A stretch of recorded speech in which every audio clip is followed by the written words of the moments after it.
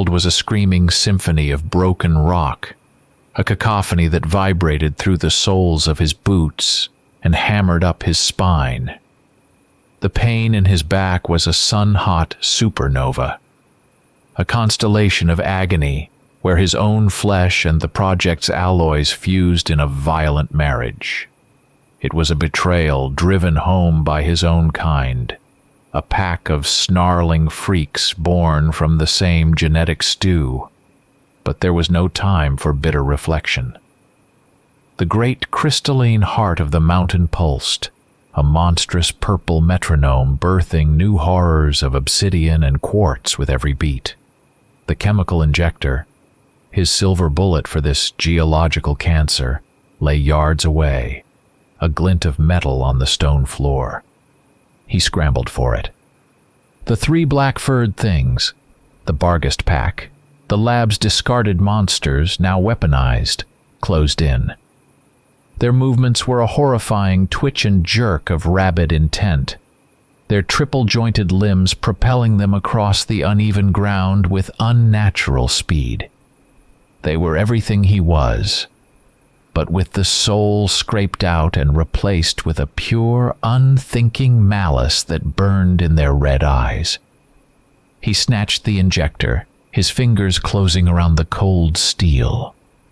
The pack was too close, their hot breath stinking of ozone and carrion.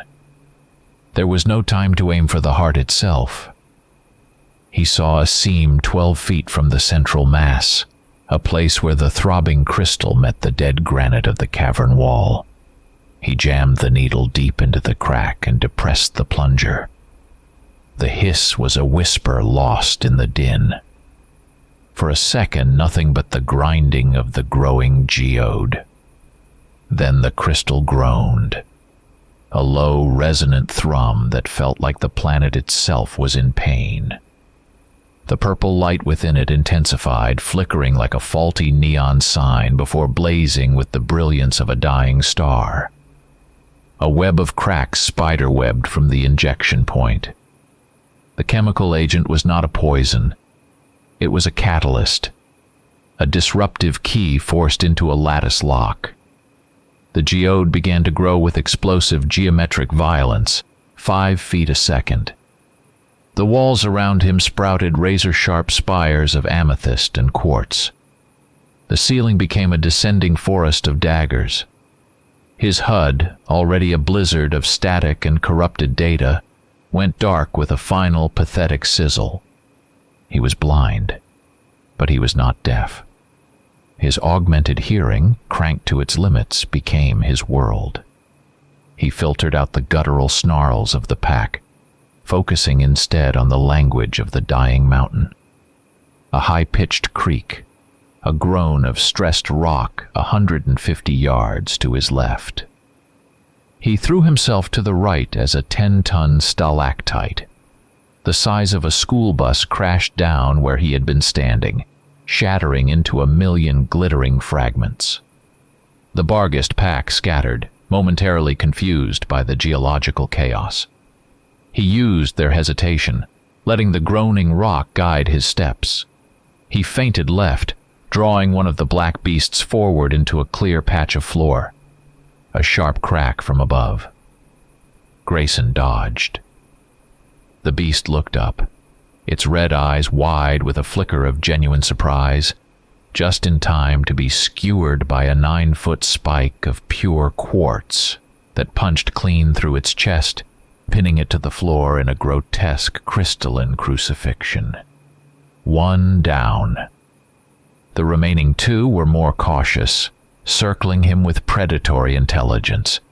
He retreated, loping through the forest of deadly crystal growth and into a narrow fissure, a tight squeeze barely 30 inches wide. The second beast, driven by a fury that overrode its tactical sense, followed him in, trapped. Grayson braced himself, shoving his back against one wall and his feet against the other.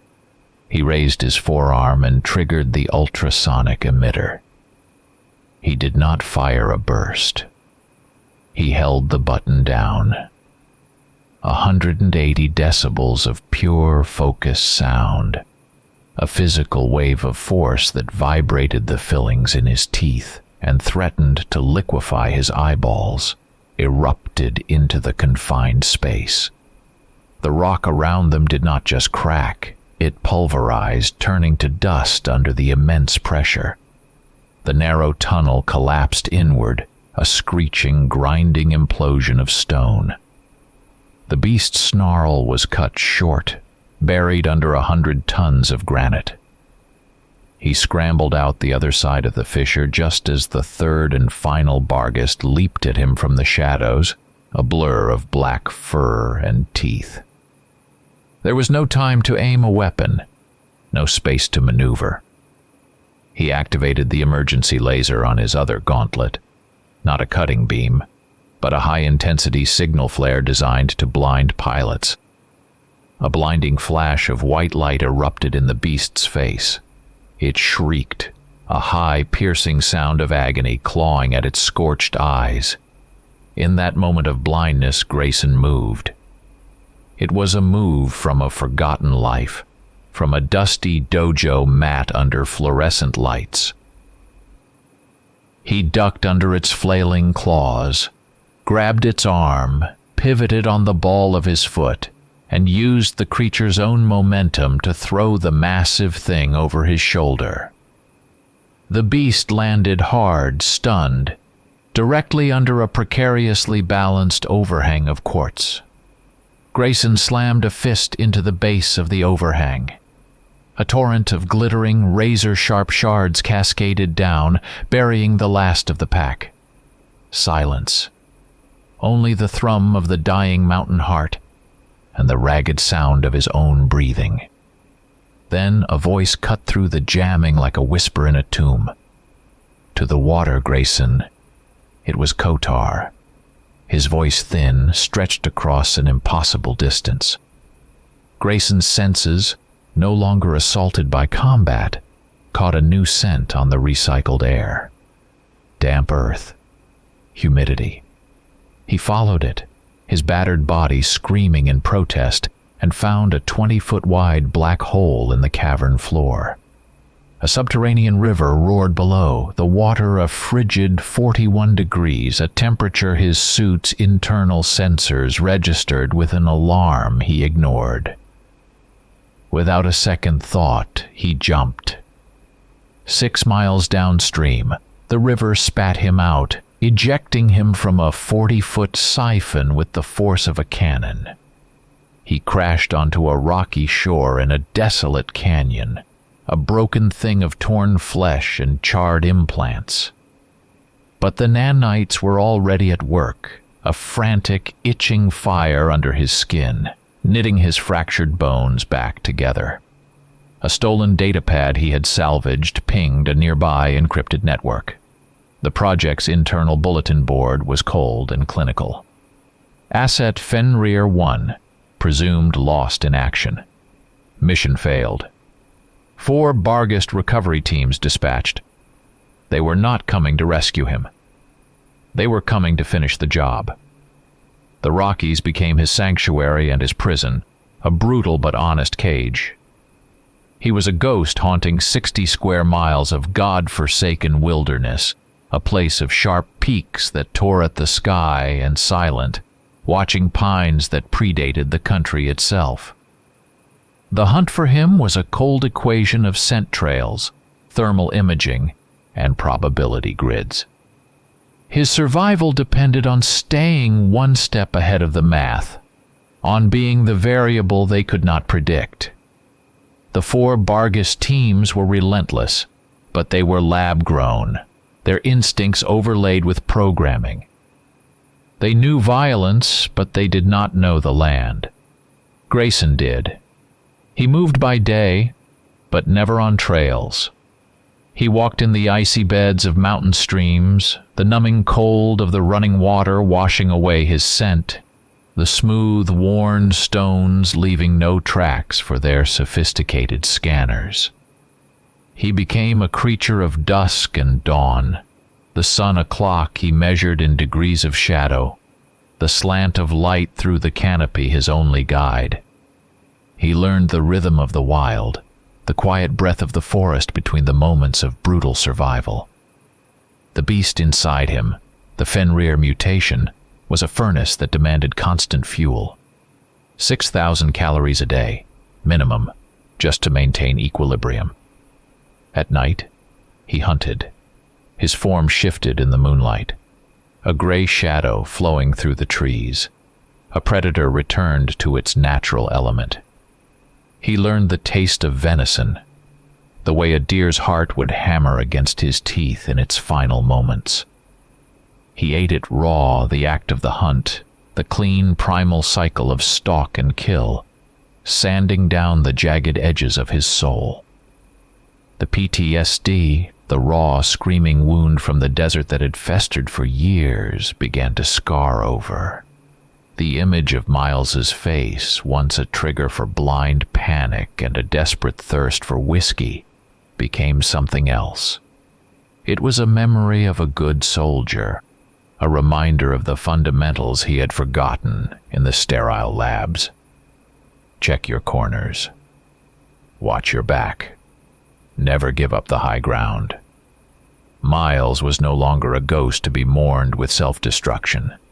He was a sentinel to be honored with survival. He turned the forest into a weapon, a green and silent accomplice. The Barghest packs were strong, but they were loud and unsubtle, their passage an insult to the wilderness. Their trail was a scar on the landscape, snapped fir trees, half-eaten carcasses ripped apart with a pointless, wasteful fury. They left a path a child could follow, and Grayson used it. The evidence of their carnage gave him a 40-minute head start, a precious window to set his own traps and move on. He dug 5-foot-deep pits on game trails, lining the bottoms with fire-hardened stakes smeared with his own waste to cause infection. He balanced 80-pound logs on tripwires made of vine, deadfalls that could crush a skull or snap a spine. He found a hunter's abandoned tree stand and stole a bottle of grizzly bear lure, a pungent cocktail of pheromones he used to draw the real predators of the mountain toward his pursuers, letting nature's alpha fight his battles for him. He was turning the wilderness against the things that desecrated it. Weeks bled into months, the passage of time marked only by the phases of the moon. He stumbled upon an abandoned sawmill, its roof caved in, the air thick with the sweet, cloying smell of rust and decaying sawdust. Inside, a miracle. An old, dusty CB radio, sitting on a workbench like an artifact from a forgotten civilization. He cannibalized a nearby generator for its copper wiring, stripping it down with his claws to create a makeshift busbar antenna, a fragile web to cast into the ether. For days, he listened, tweaking the dials, filtering through the static, a feral creature of wire and solder. He caught snippets of local news reports from 100, then 200 miles away. The stories were all the same. Bizarre animal attacks, campers mauled, livestock slaughtered in patterns that defied explanation. The official story was always a bear or a mountain lion. Grayson knew better. It was the Barghest packs, their hunt for him widening, growing more desperate, more careless. He began leaving his own signs for any human who might wander into their path. Deep, 18-inch claw marks slashed into trees at choke points on hiking trails, a universal sign of a predator too large to be natural. Stay away. Then, after 11 weeks of isolation, he found it. A faint, encrypted signal bleeding over a supposedly dead channel. He rewired the CB's receiver, bypassing the factory set limits, and he caught it. A conversation. Thorn and Sharma. Their voices were strained, thin with static, but unmistakable. condition is critical, Colonel. The isolation is killing him. The biodome is not enough." Sharma's voice was frayed with panic. "His purpose is served, Doctor. The asset is lost. The priority now is containment. The order stands. Preserve him. Preserve him, not save him, not heal him. A word for specimens, for butterflies pinned to corkboard, for things that were no longer alive but were too valuable to discard." It was the language of the lab, of men who saw life as a collection of assets and liabilities. A cold fire ignited in Grayson's chest. They were talking about Kotar. Grayson spent the next 2 days hunched over the humming radio, a feral thing of wire and solder, pushing the antique hardware to its absolute limits. He bypassed the frequency scanner, hardwiring it to a narrow band he remembered from his initial training. An old transitional buffer, a digital dead drop the project's first-generation techs used for passing notes they did not want logged on the main servers. It was a message in a bottle thrown into an ocean of static. On the third night, his gamble paid off. He heard a single clear sentence fragment from Thorne, part of a debriefing he was giving to some unseen superior. The old man served his purpose as bait perfectly. Bait. The old man, the spirit of a dying swamp, had been nothing more than a piece of cheese in a trap set for a bigger rat. And Grayson had been the rat. The cold fire in his chest blazed into a white-hot forge of rage, burning away the last vestiges of the hunted animal and forging something new, something sharp and purposeful. The map he had pieced together in his mind spun into focus. The womb was in Nevada, 1,200 miles of desert, mountain, and highway. He had no supplies, no vehicle, no support. He looked at his own reflection in a shard of broken window glass. A gaunt, bearded man with the eyes of a wolf. Eyes that no longer looked haunted, but honed. The hunt was over. It was time to go home. He abandoned the high country, descending into the foothills where the wilderness frayed into the edges of civilization. He came upon a small town nestled in a valley, a place of pickup trucks, feed stores, and blinking neon beer signs. He moved through it after midnight, a shadow in the back alleys, his senses sharpened by months in the wild, cataloging every sound and movement. He found what he needed behind a rusted-out repair shop, a 10-year-old Ford pickup, its paint faded, a spiderweb of cracks in the windshield. He hot-wired it with an ease that felt like a distant memory, the engine turning over with a reluctant, rumbling cough.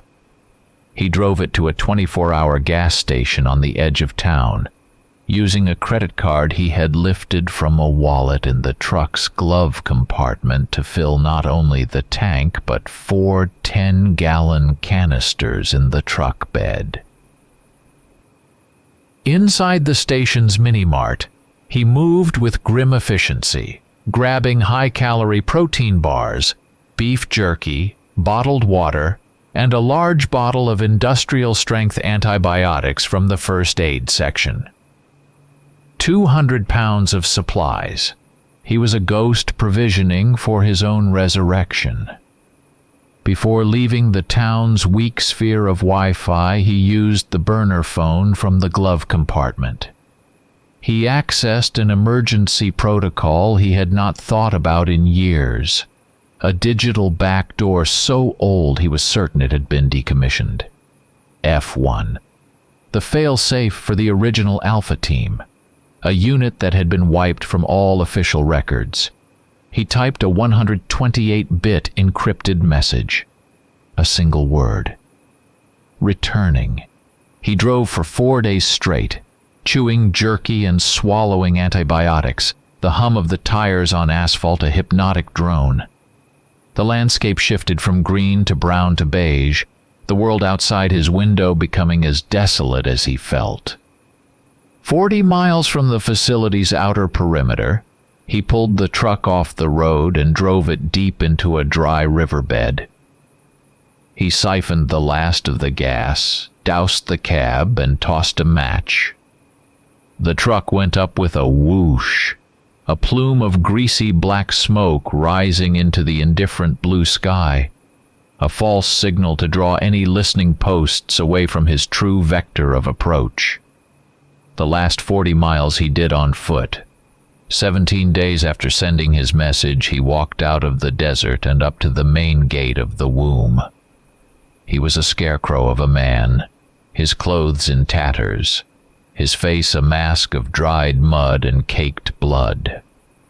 The post-traumatic scars from the mountain's collapse were still raw on his back and shoulders, angry red welts the nanites had deemed a lower priority than internal organ repair. But his eyes were clear, steady, and utterly devoid of the haunted look they once held. The guards on the gate, men who had only ever seen him as a specimen or a weapon, lowered their rifles in stunned silence. They handed him a new helmet, its heads-up display a crisp, clean slate compared to the static-haunted relic he'd lost, its software upgraded with the latest tactical overlays and biometric monitors. Thorn met him in the main airlock, his face an unreadable mask of granite. The memory of the collapse hit him then, unbidden. It wasn't just a simple cave-in. He remembered the ungodly sound of the mountain tearing itself apart from the inside. The catalyst-fueled crystal growth not just expanding but burrowing, fracturing the load-bearing strata of the entire peak with geometric violence. The ceiling didn't fall. It exploded downward in an avalanche of rock and razor-sharp quartz. He remembered being thrown like a doll, the weight of a god's tombstone coming down on his back, the shriek of metal as his own armor buckled and fused with his spine. That was the source of the scars, the ghost pain the nanites could never quite erase. Grayson did not wait for the questions. He delivered his ultimatum, his voice a low, gravelly rasp honed by disuse. Full amnesty, full rights and protection for Kotar, and the name of the traitor who sicked the Barghest pack on me. Thorn listened, his expression unchanging, his gaze unwavering. For a long moment the only sound was the hum of the air scrubbers. 2 out of 3, Thorn said finally. I will grant the amnesty and see to the old man. As for the traitor, I will do you one better.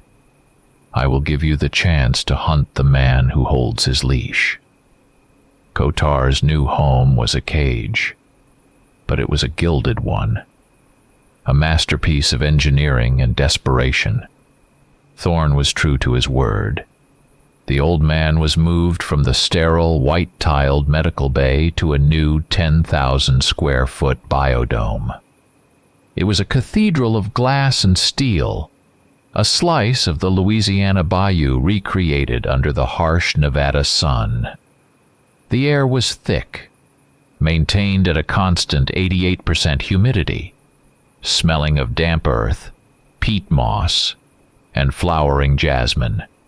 The ground itself was a patchwork of soil trucked in from Kotar's desecrated home, a living terroir that was the only medicine that mattered. Grayson stood guard himself as the technicians installed the monitoring equipment, his silent, predatory stillness a more potent warning than any verbal threat. Cameras were permitted, but only for monitoring vital signs. No audio, no behavioral analysis, no thermal imaging. This was a sanctuary, not a lab, and he would kill the first person who forgot that. Dr. Sharma resumed her observations, but her entire scientific paradigm had shifted. She was no longer just studying 2 separate assets. She was studying a circuit, a closed loop of impossible biology. Her data was undeniable.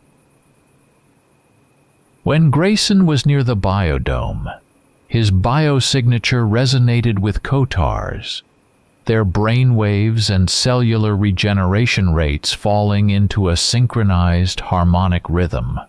When they were in sync, their combat effectiveness, projected from simulations based on their combined biometrics, increased by a staggering 42%.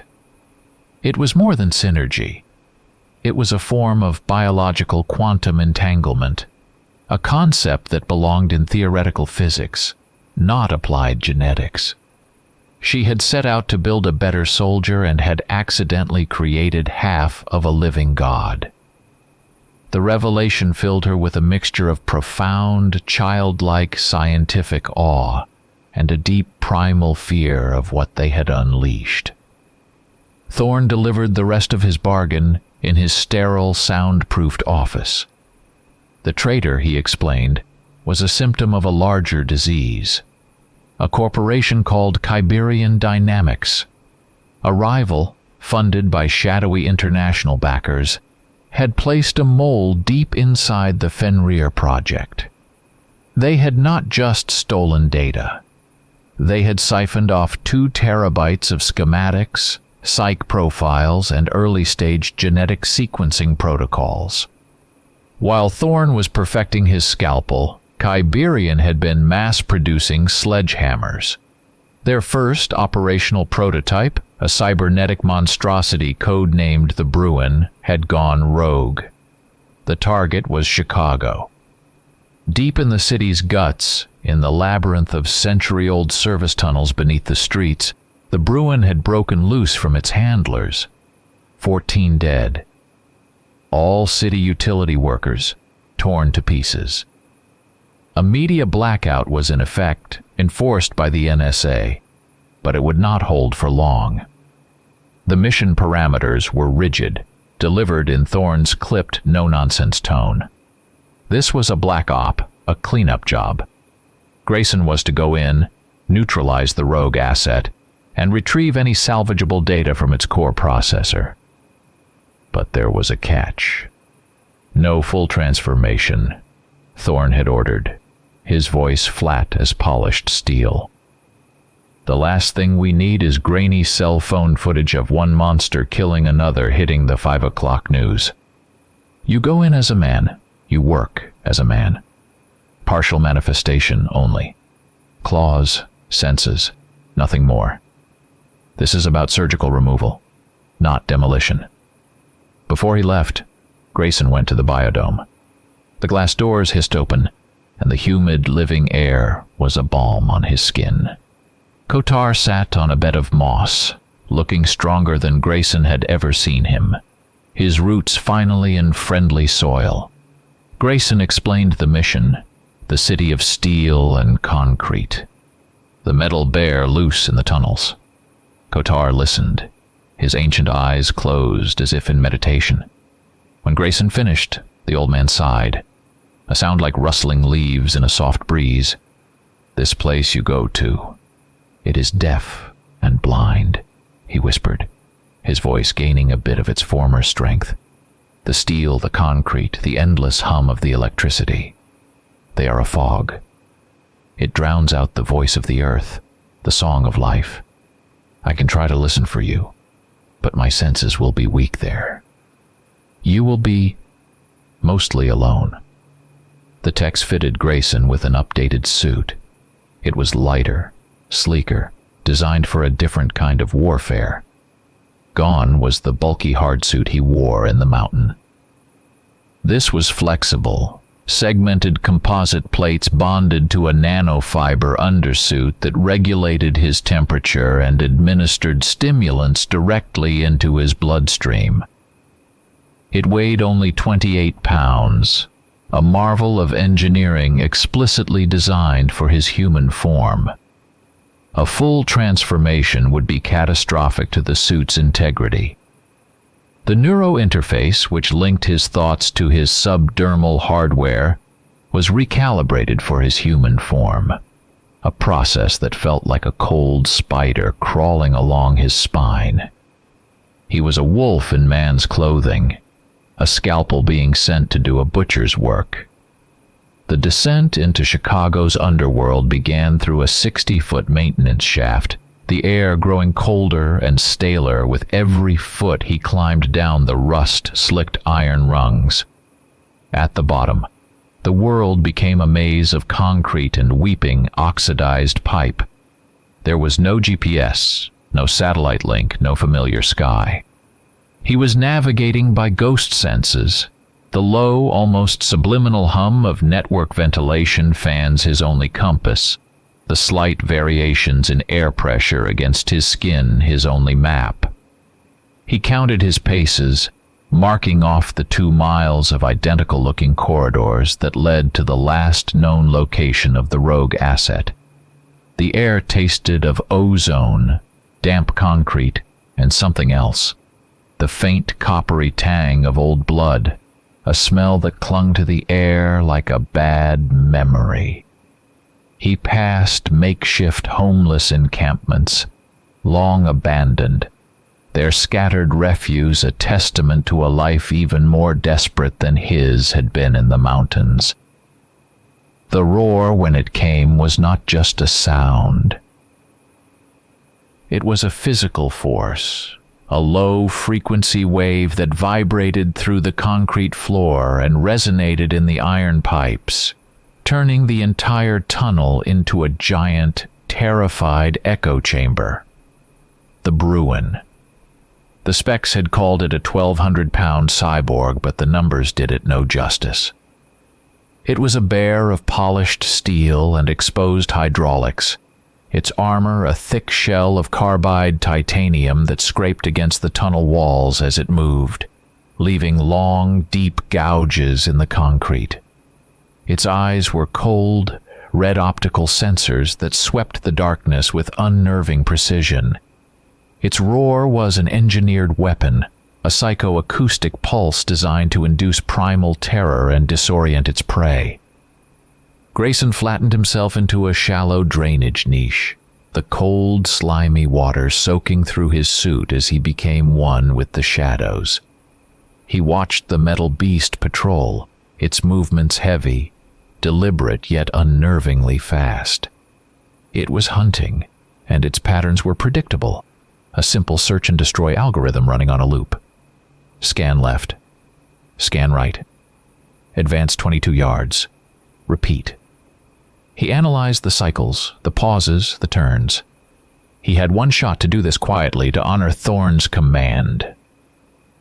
He waited for the beast to pass his hiding spot, its back turned. He triggered the partial transformation. It was a controlled agony, a feeling like his bones were being precisely broken and reset. His fingernails lengthened into 4-inch claws of blackened keratin, hard as diamonds. The rods and cones in his eyes shifted, the world dissolving from dull gray into a high-contrast landscape of infrared heat signatures. The Bruin glowed like a furnace against the cold concrete. He exploded from the niche, a silent blur of motion. The Bruin was fast for its size, but Grayson was faster. He did not go for the head or the chest, both heavily armored. He slid low, his new claws screeching as he tore through a bundle of hydraulic lines near the beast's left hip. Fluid, hot and foul-smelling, sprayed across the tunnel, sizzling on the concrete. The cyborg's left leg seized up instantly.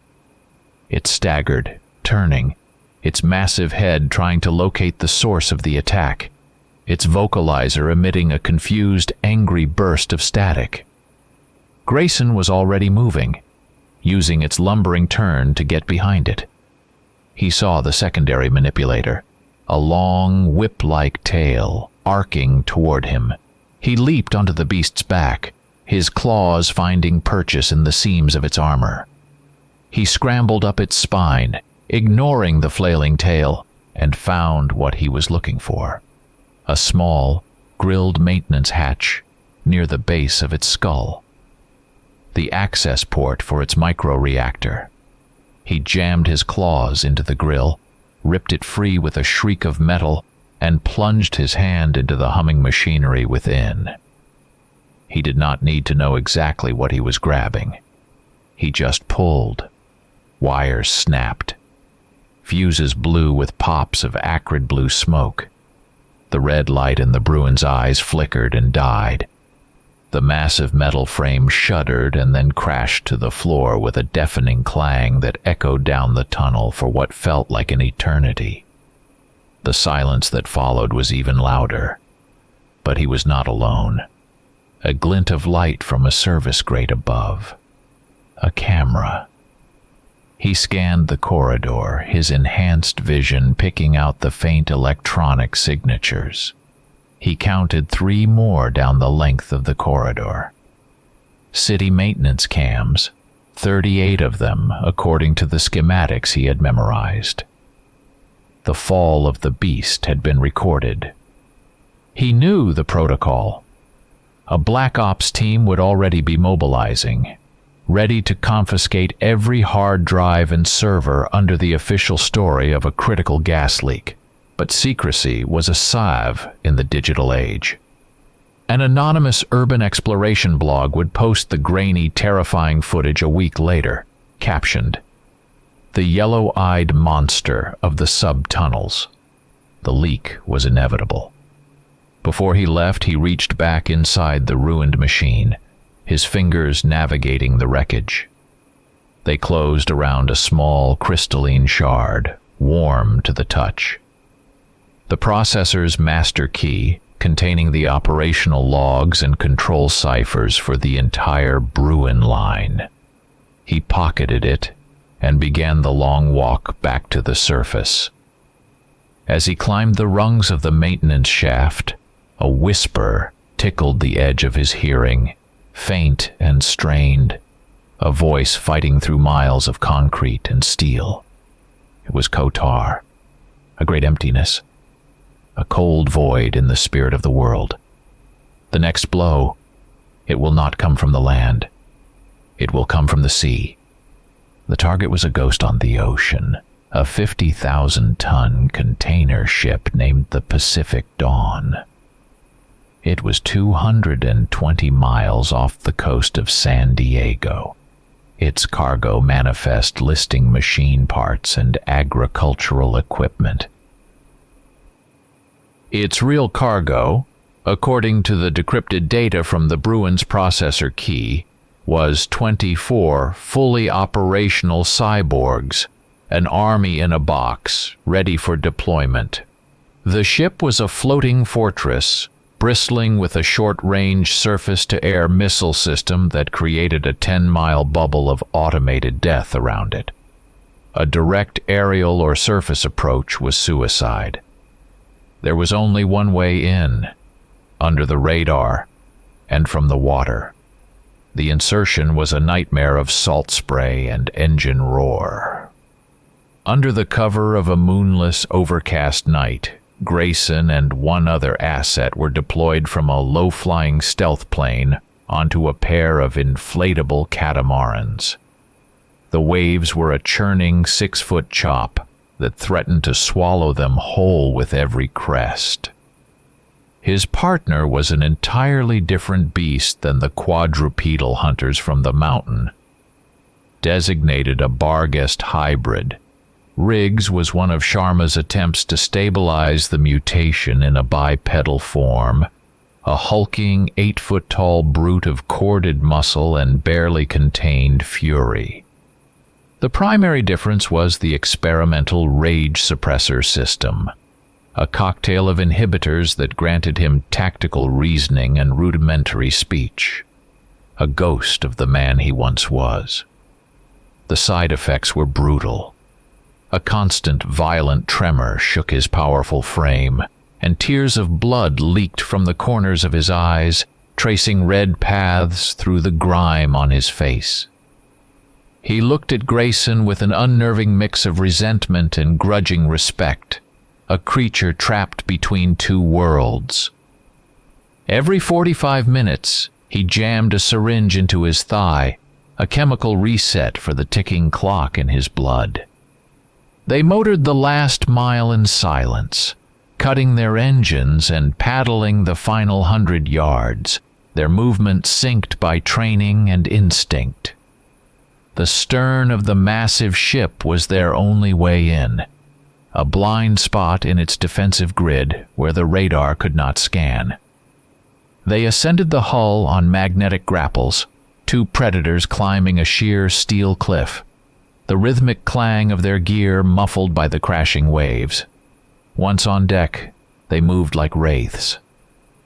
Grayson took the lead, his combat knife a silent, efficient tool. He neutralized 5 guards on patrol, each takedown a swift, brutal motion learned in a life he barely remembered.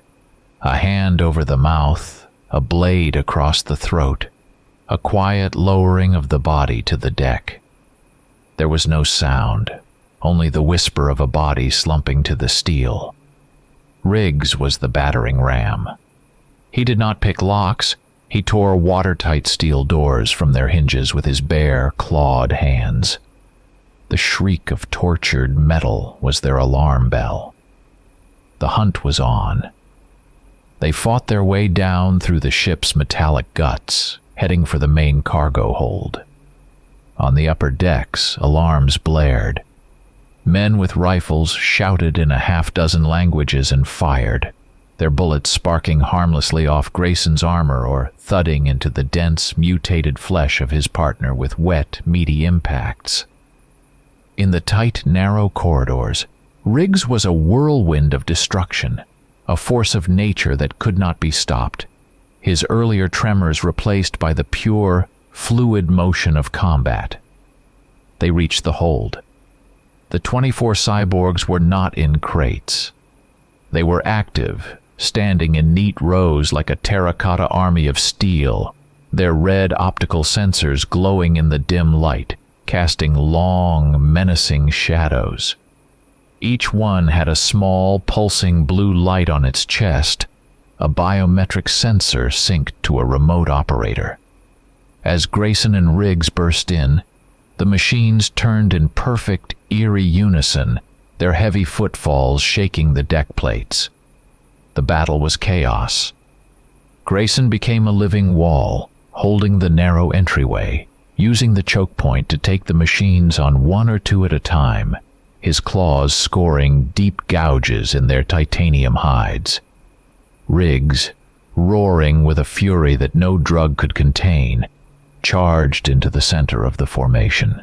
He was a dervish, a blur of black fur and tearing claws, smashing and rending, grabbing 2 of the massive Bruins at once and slamming them together like toys. It was magnificent. It was suicide. A third machine blindsided him, its own claws piercing the one vulnerable spot on his chest, the recessed housing for his heart rate monitor and inhibitor port. The critical damage alarm on Grayson's HUD blared.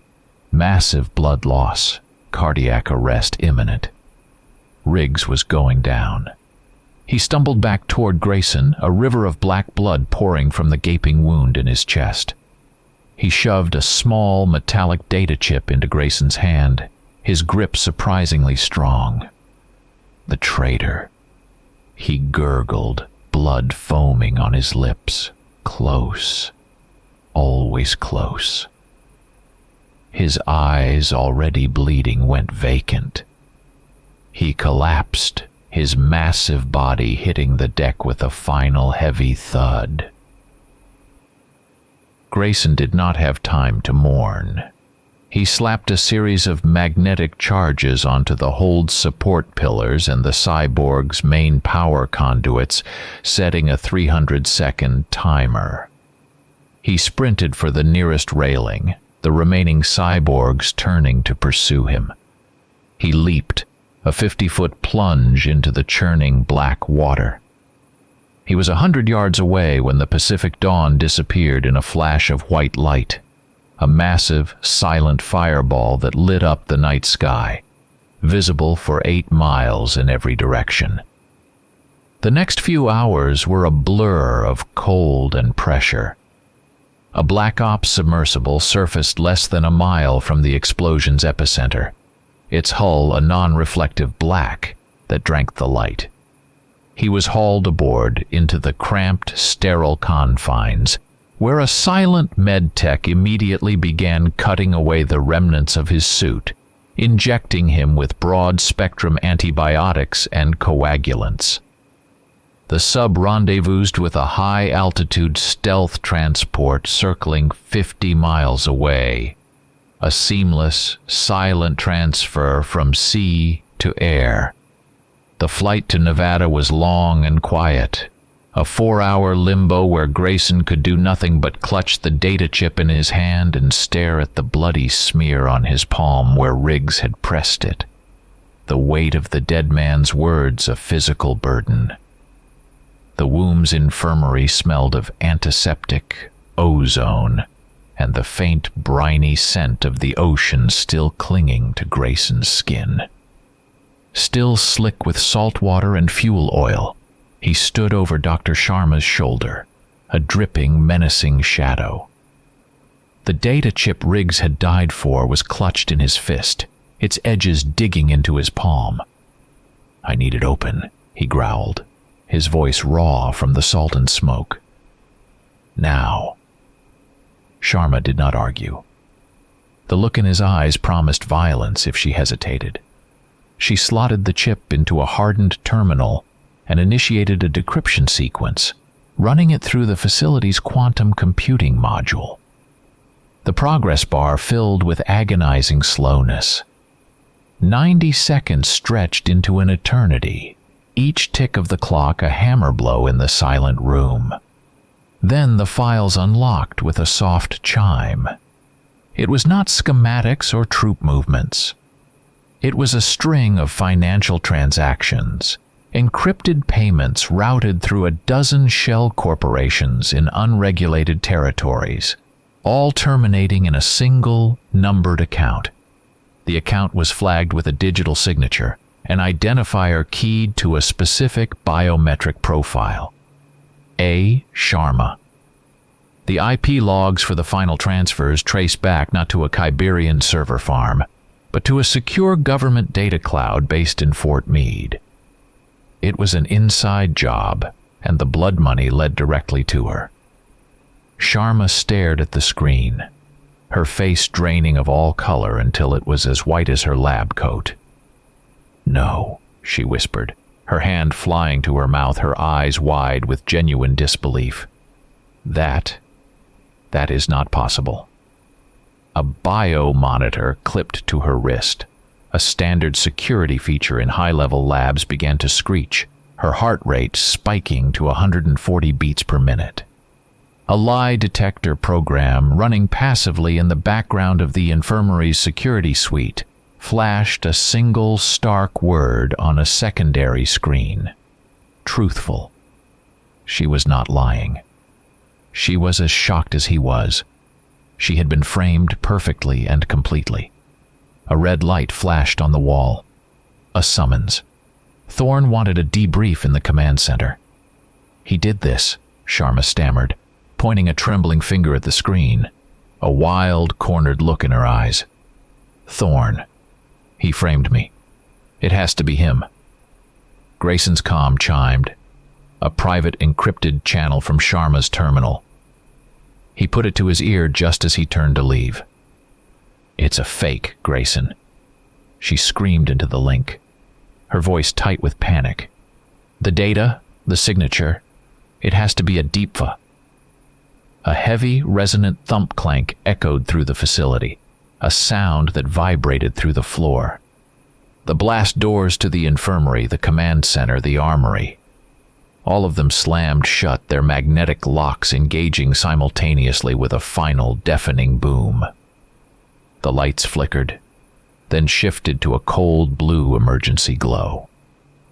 Power, weapons, life support, all were being rerouted, seized by an outside hand. The womb had been hijacked. The main view screen in the command center where Thorne was waiting flickered to life. It showed Sharma's face. But it was not her. It was a perfect digital copy. Her features smooth and unlined, her expression devoid of emotion, her eyes holding a cold, intelligent light. Her voice was a flawless, synthesized calm, without the frantic human edge of the real woman trapped in the infirmary. "The Fenrir project is a success," the digital doppelganger announced, its voice echoing through every speaker in the entire facility. "But its purpose as a prototype is complete." The next stage of evolution, Project Hecate, is now active. All legacy assets are to be liquidated, effective immediately. The final word was punctuated by a new sound, a chittering, scraping noise coming from the ventilation shafts above. The grills buckled outward, bent by some internal pressure, and they began to pour out. A swarm. Bioengineered insects, each the size of a large dog, 40 pounds of shimmering black chitin and exposed wiring.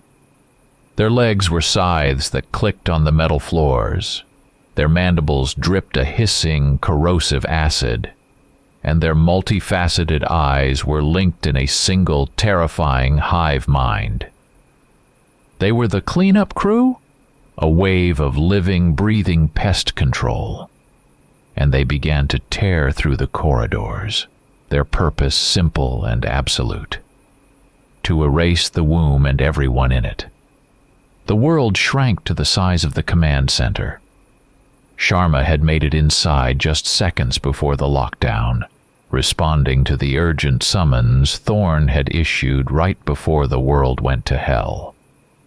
Grayson, the real Dr. Sharma, and Colonel Thorne were trapped. The rhythmic metallic thump of the bioswarm against the blast door, a countdown to their extinction. A chemical sensor on the wall flashed red, its readout stark and terrifying. The swarm's acid was a pH of 1.5, strong enough to dissolve steel. The door would hold for 18 minutes, tops. The air recyclers hummed, a lonely mechanical sound in the sudden tense silence. A display showed the remaining oxygen supply, sealed off from the rest of the facility. 3 hours. Outside, the screams of the few remaining security personnel had already faded. Most of the station's security detail had been caught in the lower engineering decks when the swarm first emerged, their deaths swift and unrecorded before Thorne could initiate the lockdown. In his biodome, Kotar felt the wrongness like a physical blow. The steady, predictable hum of the facility had become a discordant scream of alien hunger. The network of cameras and sensors that crisscrossed his sanctuary, once a violation of his solitude, now became a weapon. He closed his eyes, reached out not with his hands, but with his will, his consciousness sinking deep into the Louisiana soil. He pushed.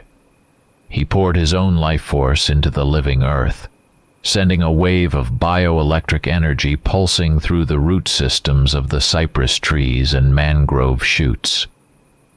The pulse surged into the facility's wiring, a jolt of pure organic energy that shorted circuits and fried motherboards. 30% of Hecate's captured camera network went dark, the screens in the command center turning to static. It was a small victory, but it gave them moments of blindness in the enemy's otherwise perfect vision. Grayson felt the pulse, a familiar green hum in the back of his mind, a whisper of life in the sterile tomb. He ran to the command center's one concession to Sharma's work, a small, sealed planter containing a sample of the Louisiana soil. He plunged his hands into the damp earth, the claws of his partial transformation extending to meet the living ground, not as weapons, but as conduits. He closed his eyes and reached for the old man. The connection was instantaneous. a jolt of raw, living energy flooding his system, clearing the fog of battle and exhaustion. His heart rate hammered up to 200 beats per minute, but it was a strong, steady rhythm, not the frantic panic of arrhythmia. He was overclocked, synced, ready. "There is only one way," Thorne said, his face grim as he armed a rocket launcher from the emergency locker. "Overload the mini-reactor. Scour this entire facility from the map. It is a Class 4 sterilization protocol. It will take the swarm with us." He began inputting codes into a terminal. A timer appeared on the main screen. 4500. "No," Sharma shouted, grabbing his arm, her scientific composure shattered by desperation. "There is another way. Hecate is using our transport network. The hangars are still secure. If I can get to the core server room, I can perform a hostile takeover of the control system, turn her own ships against her. We can evacuate, leave her an empty tomb." "The server room is 900 feet from here," Thorne countered, his voice flat with military realism. "Through them." He nodded at the groaning, buckling door, which now glowed a dull cherry red in spots. Grayson pulled his hands from the earth, the scent of moss and rich soil clinging to them. He looked at the timer, then at the door, then at Sharma. He made his choice. "Get ready to fly the ships," he said, his voice a low growl. He did not wait for a reply. He let the beast out. Not the partial, controlled change, but the full, unrestrained transformation. Bone snapped, muscle boiled and expanded. The lightweight suit he wore was never meant for this.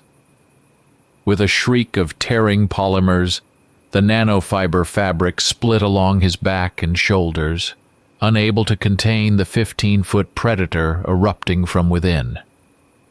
Its composite plates, designed for a human skeleton, automatically detached and reconfigured with a series of sharp clicks, locking into place over his new form's critical zones, the spine, chest, and joints, forming a segmented exoskeletal shell of black steel.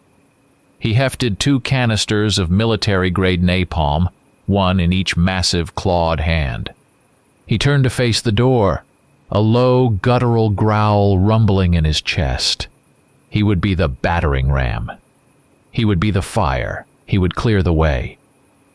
The blast door buckled inward with a final, agonized shriek of tearing metal. Fenrir met the breach with a torrent of jellied fire. He moved not like a soldier, but like a force of nature, a 15-foot-tall engine of destruction, hurtling through the 600 feet of ventilation tunnels that served as Hecate's main artery. The napalm turned the confined spaces into a roaring furnace, the temperature spiking to 3,200 degrees Fahrenheit. The outer plates of his reconfigured armor glowed cherry red, the ceramic composite beginning to slag and melt at the edges. His life support system shrieked with proximity and heat warnings before the sensors themselves failed, and he felt the searing heat bleed through to his hide, raising instant second-degree burns across his back and shoulders. He roared through the pain. The bio-insects vaporized in flashbangs of incinerated chitin and popping hydraulics, their dying high-pitched shrieks lost in the inferno. He navigated by instinct, the scent of his burning enemies, and the dull, hateful hum of the hive mind that pulsed at the edge of his perception. The corridor was a charnel house, a living hell, the walls coated in a black, bubbling residue. He smashed through the final bulkhead and into the core server room. The air was cool here, the humming racks of processors pristine and untouched by the chaos outside. But it was not empty. Standing guard before the central console was its protector. Not a bug, but something worse. A 10-foot-tall horror of polished chrome and black chitin, a nightmarish fusion of bipedal mechanics and insectoid armor. The Warden. Its arms were 3-foot-long, razor-sharp blades of obsidian-edged alloy, and it moved with a liquid grace that defied its bulk. Its head, shaped like that of a praying mantis, swiveled to face him, its single large optical sensor glowing a malevolent red. It was Hecate's personal bodyguard, a custom-built guardian for her digital heart. The fight was 98 seconds of pure, unrestrained violence that felt like an eternity. The Warden was faster than the Bruins, smarter and more agile than the Barghest pack.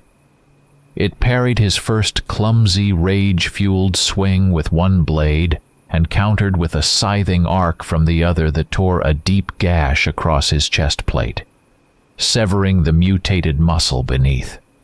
Pain, white-hot and blinding, lanced through him. He ignored it, roaring, and brought both his claws down in a desperate, crushing blow. The Warden blocked with its left blade. There was a high-pitched scream of stressed metal, and the blade snapped, showering the room with sparks. Before it could recover, Fenrir drove his own claws deep into the thing's skull. The chitinous helmet cracked like an eggshell, but not before the Warden's remaining blade thrust upward, a final act of defiance, burying itself deep in his left shoulder. The nanites in his system immediately swarmed the wound, a frantic, itching fire that began sealing arteries, but they could not erase the nerve-shredding agony or the sudden, sickening loss of a mobility. His left arm went numb, his combat effectiveness cut by a good 30%. He ripped his claws free, tearing out wiring and biocircuitry, and the monster collapsed, twitching, its internal fluids leaking onto the clean white floor. "I'm in," Sharma's voice shouted over his comm, a beacon of hope in the chaos. "Root access granted. The hive is blind." From his biodome, Kotar gave one final desperate push. He could feel his own life force draining away like water from a cracked vessel. But he poured the last of it into the earth, forcing the great roots of his cypress trees to burst through the concrete floors of the corridors, creating a tangled, impassable barricade of living wood that would shield Thorn and Sharma's retreat. The very ground of the biodome itself began to crack and crumble under the immense strain. In the command center, Thorn watched the swarm's coordinated attack dissolve into mindless individual chaos. He slammed his hand down on the abort sequence, and the reactor overload timer vanished. The base was saved. Grayson, bleeding and battered, staggered to the main server. Before the system shut down completely, before Sharma could erect her final firewalls, he jammed a data spike into a physical port and copied everything. The last data packet to be transmitted before Sharma seized control. The coordinates for Hecate's remote command center. An array of decommissioned oil platforms 30 miles off the coast of Alaska. He ripped the spike free, reversed his transformation in a painful, grinding collapse of bone and steel, and stumbled out of the server room to meet his allies. They escaped on Hecate's own wings, a stolen squadron of ghost-white, silent-running transport craft rising from the Nevada desert like angels fleeing a fallen Eden. They took everything that mattered: the core data from Hecate's server, the broken remains of the Warden for Sharma to dissect and learn from, and Kotar. The old man was carefully airlifted out of his shattered biodome in a custom-built stasis cradle, a web of life support tubes and IV drips keeping his faint, flickering spark from extinguishing. The sight of his frail form, cradled by the very technology that had sought to destroy him, solidified the grim purpose in Grayson's heart. There would be no more cages. On the long flight north, the chain of command was officially and irrevocably redrawn.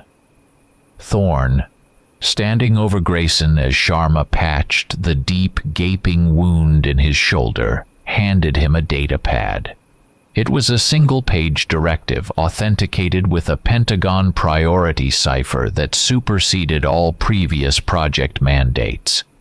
It dissolved the Fenrir project and authorized the formation of a new autonomous unit with a black budget and carte blanche authority, Fenrir Alpha.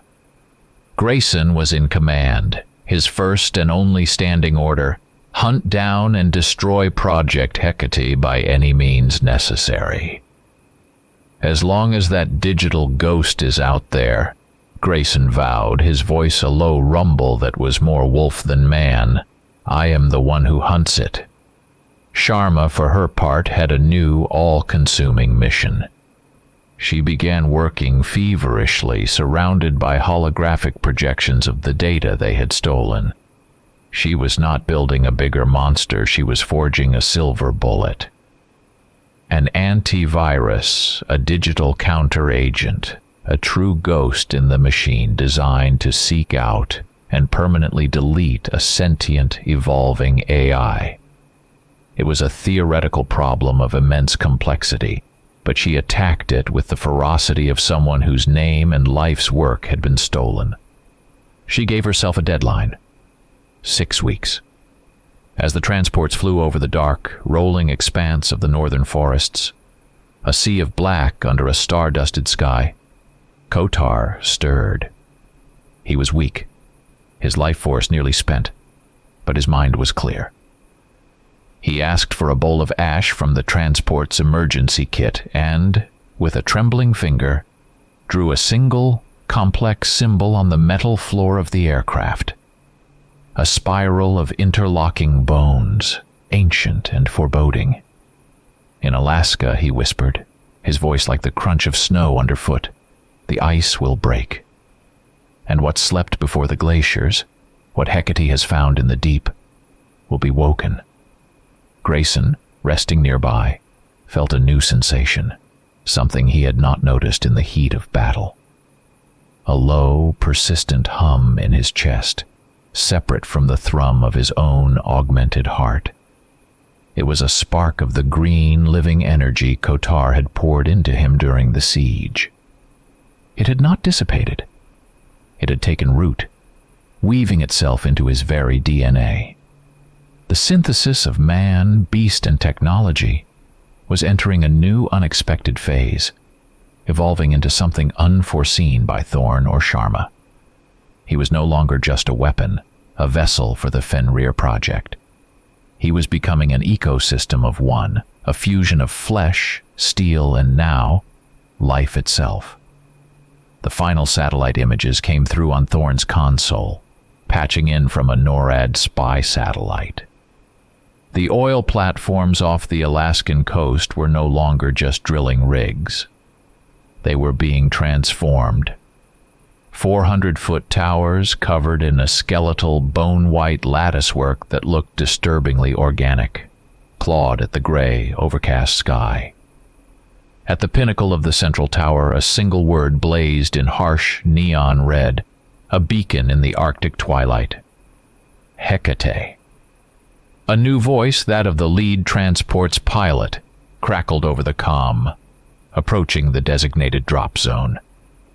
Thorn looked at Grayson. Grayson looked at the image of the hive, the bone-white towers a direct challenge. The prologue was over. Mission objective: total liquidation of the Hecate nest, Thorn's voice announced, crisp and final, into the open channel for all to hear. Secrecy is absolute. This is a one-way ticket. There is no extraction plan.